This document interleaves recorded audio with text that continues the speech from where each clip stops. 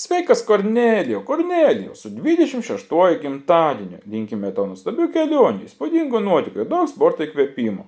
Tegu šie metai būna pilni naujų patirčių ir pasiekimų, o taip pat sėkmės pabaigiant magistro studijas. Daug šypsenų ir geriausių linkėjimų nuo Augustės ir Ričardo. O kad būtų linksmiau, trumpas anekdotas, vienu žodžiu. Vieną dieną Kornelijus sėdi į savo Škodą salonę, žiūri vairą ir sako: na Škoda, gal jau laikas pradėti važiuoti, nes jau pavargau laukti, kol pats pradėsi. Škoda tyliai atsako: atsiprašau šeimininkė, aš tik ne mašina, o ne stebukladarys. Jei nori, kad važiuotume, paspausk mygtuką start. Kornėjus nusijuokė ir sako: gerai, tik noriu pasakyti, kad su tavim net ir kelionės būna linksmesnės.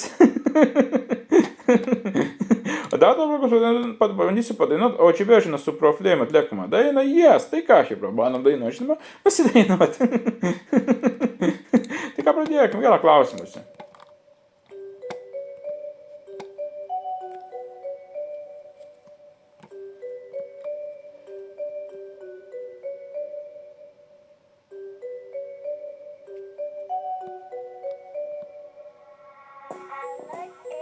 Be 12 pasuk, jei nesigaudai laikrodžiu, tu atsisuk, susirink reikalingus daiktus ir pasus.